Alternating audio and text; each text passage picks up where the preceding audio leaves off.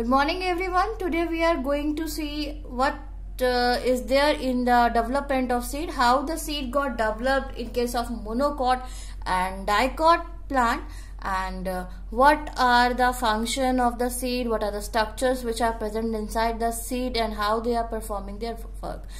See, in this picture we are having the two diagrams. This one is of monocot seed and this one is of dicot seed.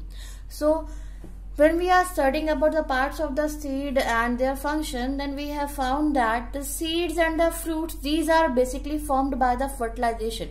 Actually, in case of angiosperms, you have already studied there is a process which is known as double fertilization, and this results into zygote, which is going to transform into further embryo. So here we are going to talk about that structure which has developed into seed after the embryo. So now in angiosperm, the seed is the final product of sexual reproduction, because sexual reproduction happens in case of angiosperms. Now next thing, the seed typically consists of seed coat. As you can see over there, this outer part is known as basically the seed coat, and here in case of monocot you can see one cotyledon, and in case of dicot you can see two cotyledons are there. And basically the function of cotyledon is to store the food. Okay, but in case of monocot like wheat, like maize, we have seen that the cotyledon is very thin, papery in structure, and the function of storage is performed by the endosperm. So there are certain other type of examples also in which cotyledons are not storing the food, other structures are storing the food, that we will discuss in the later stage. Okay, now next thing is the mature seeds. It may be non-albuminous or it may be albuminous. Like if we are talking about the non-albuminous seeds, then these are the seeds which are not having any sort of residual endosperm. Means whatever the endosperm is there, it is getting consumed while the development of the embryo. So endosperm is going to be completely used up. So these sort of examples you can see in case of pea, groundnut, etc. And when we are talking about the albuminous seeds, then these are the seeds which retain a part of endosperm. Means endosperm will be there, it is not going to consumed completely. So these sort of albuminous seeds are wheat, maize, barley, castor, sunflower. Actually these are having the storage in endosperm. This part I already told you, because their cotyledon is basically not storing the food. That is the reason endosperm is still remaining after the embryo development, and the food storage will be there inside the endosperm instead of cotyledons. Okay, next in the series we will be seeing what are the basic parts of the seed in the endosperm. When we are talking about the basic parts, then it is having an embryo, means the developing offspring, then the food storage or nutritive tissue. Here we are talking about the endosperm, which is basically meant for the storage, and other things also will be seeing, like cotyledons are storing the food, few more example like perisperm will be storing the food. And then afterwards we will be discussing about the seed covering, means a sort of protective layer which is present outside the seed. In this series, first we are going to talk about an embryo. What is embryo? Actually it is a mature seed which is diploid. Why it is diploid? Because it got developed from the fusion of gametes. Means both the gametes were having n each, so that is why the fusion product is 2n.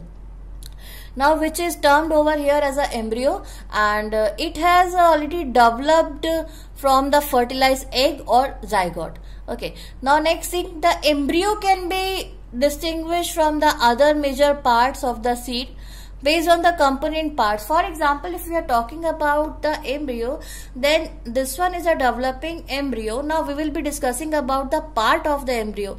Actually it basically consists of hypocotyle, here you can see that, and this one is a epicotyle, upper part of the hypocotyle. Epicotyle is having this shoot basically beginning or the initial, which is known as a plumule, and downward to the hypocotyle there is a structure which is known as radicle. Radicle is going to further develop into root system.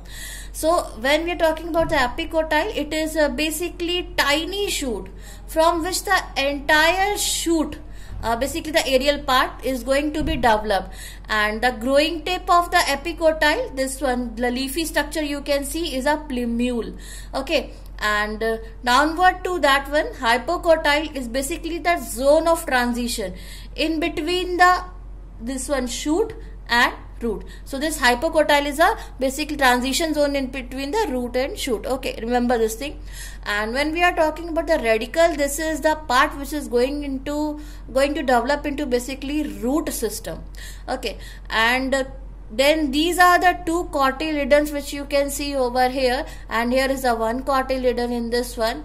So this part is not cotyledon exactly, this is an endosperm in case of monocot.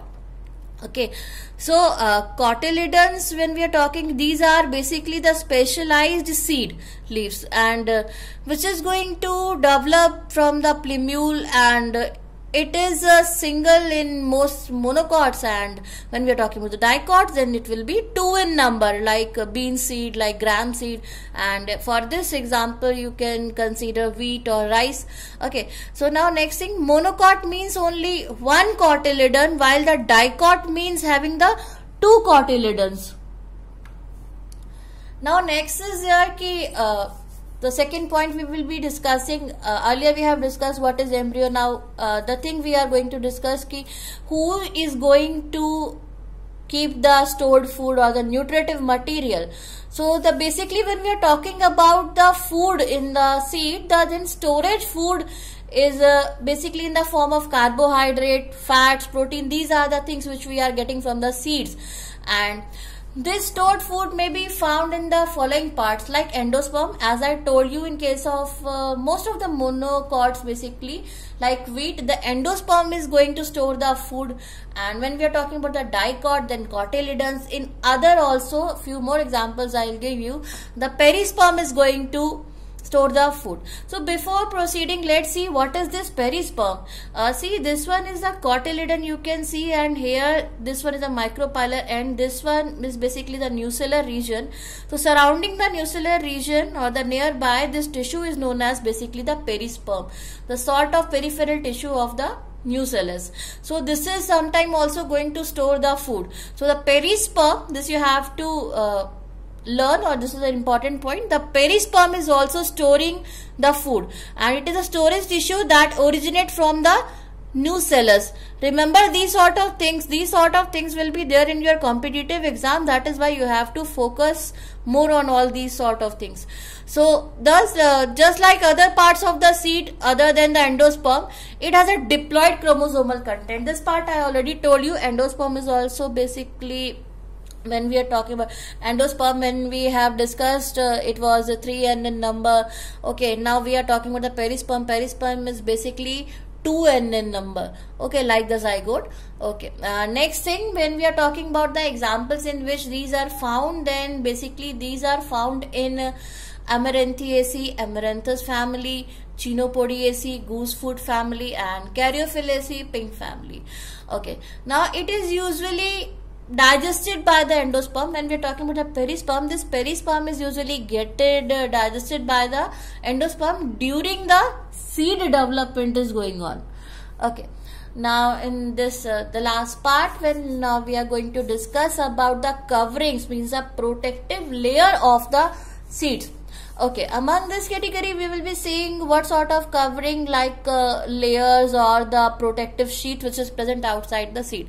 The seed covering is basically of maternal origin, means when the zygote was getting developed or formation, that time the seed coat was also started developing. And this part of seed consists of the seed coat or remnant of nucellus. In the previous picture only, where I have shown you the perisperm, that area which was shown by the perisperm, the central part is nucellus only. So it is the remnant of the nucellus and the endosperm basically. Now it covers and provide mechanical protection, because during the dormant condition or the dormancy, when seed is not active, that time it is having the protective layer over it, and when it is going to absorb the water, then only that protective layer will be removed. So the cover end provides mechanical protection to the other parts of the seed. Now next thing, the seed coat is usually hard. When this layer we are talking about here, the seed coat is basically very hard, okay, and it is impermeable to water. Then we must be thinking ki how seeds are going to absorb the water. There is a certain area which you have studied, it is going to absorb the water, like this position. You can see that here, from here it is going to absorb the water through these pores, okay. Now it prevents excessive loss of water within the seed and serve as a barrier against the entry of parasites. And this seed coat is going to protect the seed from the parasite infection also. Because of the presence of the seed coat, no parasite can enter inside the seed. And then hard seed coats cause dormancy. The outer hard seed covering is going to create dormancy. This is basically the condition in which germination is not there, and whenever suitable condition, means suitable environmental condition will be there, then only seed is going to germinate. And now next thing, the seed coat is developed from the outer covering of the ovule. The outer covering of the ovule is going to develop into seed coats or integument, but not immediately apparent in the angiosperm, because the seed is encased in a fruit wall. Actually, seed is having the fruit wall also, that is why it is shown over there that it is not immediate apparent, मतलब कि ठीक बाद में नहीं होगा उसके. Now next thing, there are usually 2 layers. This is very important for you. This you have to learn properly. These are having usually 2 layers of the seed coat. The outer layer, this one, which is very hard, is known as the testa, and the inner thicker layer is known as the tegmen. So here you can see that this one is a diagram of the monocot seed and this is the dicot seed.